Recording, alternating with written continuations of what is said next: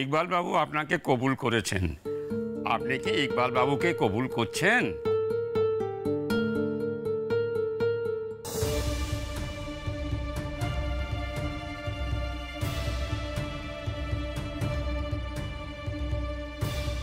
যশ, ঘর ভর্তি লোকের সামনে যশদা আজ আমায় অপমান করলো।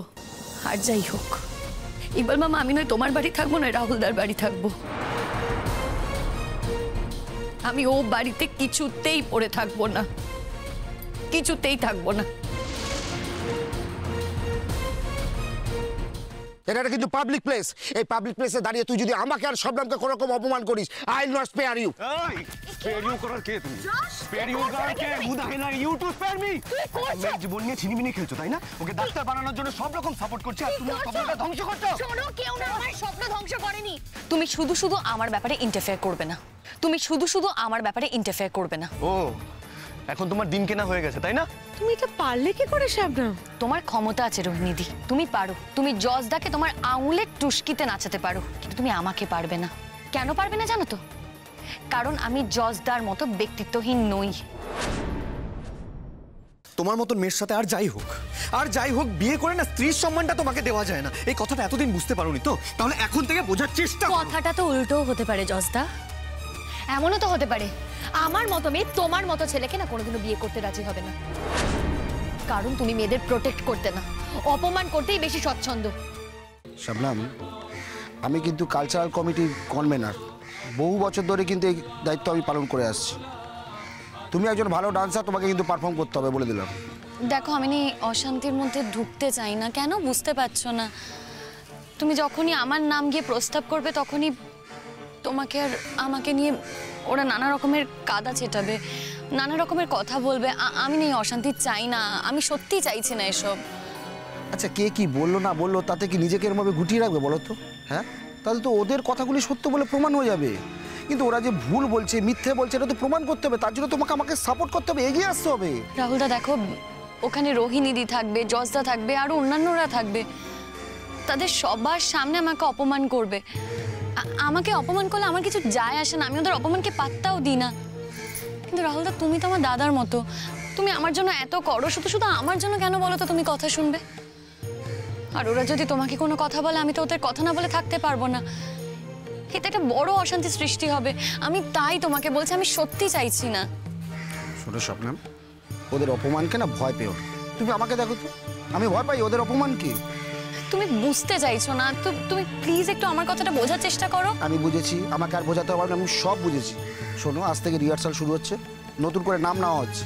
তুমি একজন ভালো ডান্সার, ভালো পারফর্মার, তুমি কেন করবে না? তোমার ট্যালেন্টটাকে তো দেখাতে হবে। আমি তোমাদের ইয়ার থেকে তোমার নামটা প্রস্তাব করবো, দেখি কে আটকায়। আমার না সত্যি ওদেরকে ফেস করতে একদম ইচ্ছে করছে না। শবনম, ফেস তোমায় করতে হবে এবং সেটা বারবার করতে হবে। তোমাকে বুঝিয়ে দিতে হবে তুমি ওদের ভয় পাও না, ওদের অপমানকে তুমি ভয় পাও না, এটা বুঝিয়ে দিতে হবে। আমার বসন্ত এসো, আজি দক্ষিণ দুয়ার খোলা, আজি দক্ষিণ দুয়ার দিব হৃদয় দোলায় দোলা। এসো হে, এসো হে, এসো হে, আমার বসন্ত এসো, আজি দক্ষিণ দুয়ার খোলা, আজি দক্ষিণ দুয়ার। দেখো শবনম, আমি বুঝেছি তুমি কাল ওর বাড়িতে ছিলে, তোমাকে যথেষ্ট অপমান সহ্য করতে হয়েছে, কিন্তু আমি তো এটাই বুঝতে পারি না তুমি এত অপমান সহ্য করে কেন ওই বাড়িতে পড়ে রয়েছে। বেরিয়ে এলেই তো পারো। হয়তো একদিন বেরিয়ে আসবো।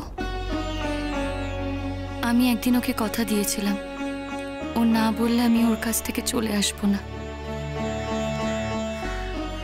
দেখো শবনম, ও ধারাবাহিকভাবে তোমাকে অপমান করে যাবে, আর তুমি সেই অপমান সহ্য করে ওর বাড়িতে পড়ে থাকবে। দুটো তো একসাথে হতে পারে না। প্রত্যেকটা মানুষের একটা আত্মসম্মান বোধ আছে, সেই আত্মসম্মান বোধ নিয়ে মানুষ বাঁচে। আমার কিছু সময় দাও গো, একটু সময় দাও। এই কমিটমেন্ট আমি ঠিক কাটিয়ে উঠতে পারবো, দেখবে। ঠিক আমি কাটিয়ে উঠবো, কিন্তু যতদিন না অবধি আমি কাটিয়ে উঠতে পারছি, ততদিন পর্যন্ত যে আমাকে ও বাড়িতে থাকতেই হবে। দেখো, এটা তোমার সম্পূর্ণ পার্সোনাল, এখানে আমি মাথা গলাবো না। কিন্তু আমার কথা হচ্ছে, তুমি একজন ভালো ডান্সার, কেন পারফর্ম করবে না? ওদের ভয় এভাবে নিজেকে। আমি কোনো কথা শুনবো না। চলো, তুমি চলো আমার সাথে, চলো। শুধু একটা মেয়ে ট্যালেন্টেড বলে তুমি ওকে চান্স দিতে চাইছো, নাকি তোমার সাথে ওর ব্যক্তিগত রিলেশন আছে বলে ওকে তার দৌলতে কিছু পাইয়ে দিতে চাইছো? এনাফ জজদা, কি মনে করো তুমি নিজেকে? তোমার যদি এসব কথা বলার থাকে না, তাহলে 5 মাথার মোড়ে দাঁড়িয়ে এই কথাগুলো বলো। শুধু শুধু এখানে কাউকে ছোট করো না। ও এত বড় কথা, এত বড় কথা। চলো কেকটা কাটি।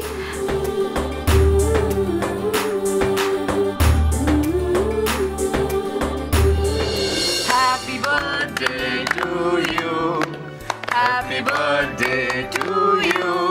1 মিনিট দাঁড়াও বাদ বাবু। এই সব কিছুর ভার আমি আমার 3 জামাইয়ের ওপর দিতে চাই। সব সিদ্ধান্ত তাহলে আপনিই নিচ্ছেন বৌঠান? আগে আমার মনে হতো যে সম্পত্তির বিষয়ে আপনার মায়া একটু কম, তো এখন মনে হচ্ছে সবটাই আপনার ভরং ছিল দাদার মন ভোলানোর জন্য। পুরমশাই, মায়ের সম্পর্কে এমন কথা বলা স্পর্ধা করবেন না আমার সামনে।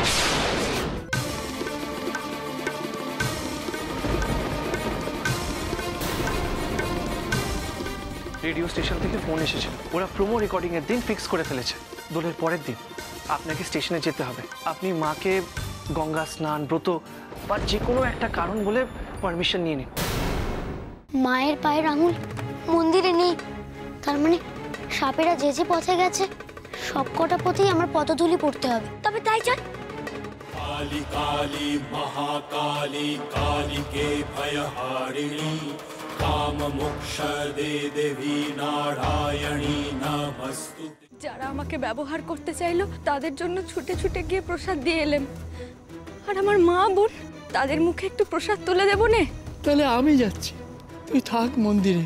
ওনার হাতে আর বেশি সময় নেই। বাবা তুমি চাও তো আমি আমি ওই মেয়েটিকে বিয়ে করি? বেশ, আমি রাজি। সাহেবদের ক্লাবের সামনে ঘোরাঘুরি করা হচ্ছিল। এই রোকো।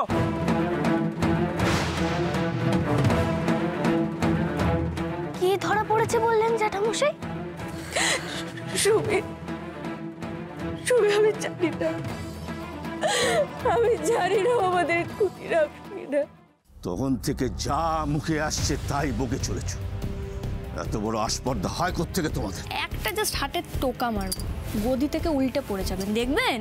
আর আমি যদি মিডিয়াকে বলি তোমার ননদ বাড়ি থেকে পালিয়েছে, কোথায় রেখেছে এসে বল। আপনারা কেউ রানুকে দেখেছেন? হ্যাঁ দেখেছি তো, ওকে একটা গাড়ি করে ওকে তুলে নিয়ে গেল এক্ষুনি। আমি বুঝে গেছি মহিম বাবু, আপনার সাথে চালাকি করে লাভ নেই, কিন্তু সত্যি তো আমি এখানে বসে আপনাকে টাকা দিতে পারবো না। আপনি আমাকে ব্যাংকে নিয়ে চলুন, না হয় আপনি আমার চেক বইটা এনে দিন কোনোভাবে। পারবেন? ধরো। দেখি নয় বস্তিতে আমার বন্ধু আছে ত্রিফলা, ওরা আমার মায়ের খেয়াল রাখে, ওদের এই খাবারগুলো দিও। ওরাও না আমার মতন কোনো দিন ভালো খাবার খায়নি, আর আমার মায়ের একটু খবর এনো। এতটুকু মেয়ের সবার দিকে খেয়া। ও আমার ভালোবাসা। আগে সিঁথিতে সিঁদুরটা তোলো, তারপর না হয় বলবে যে হৃদয় তোমার। ওই একই লগ্নে তোমারও বিয়ে, হ্যারিরও বিয়ে, তাই সিঁদুরটা সিঁথিতে আমার না পড়ে তোমার পড়বে? কিচ্ছু বলা যায় না, জানো তো? কার কপালে কি আছে কেউ তা জানে না। এই সব কিছুর ভার আমি আমার 3 জামাইয়ের ওপর দিতে চাই। সব সিদ্ধান্ত তাহলে আপনিই নিচ্ছেন বৌঠান?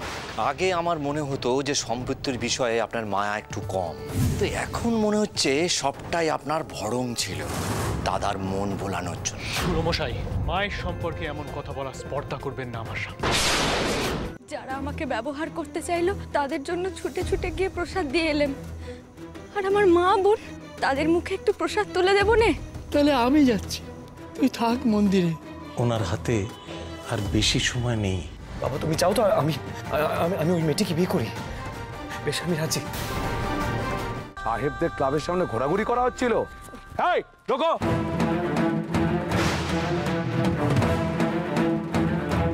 কে ধরা পড়েছে বললেন জ্যাঠামশাই?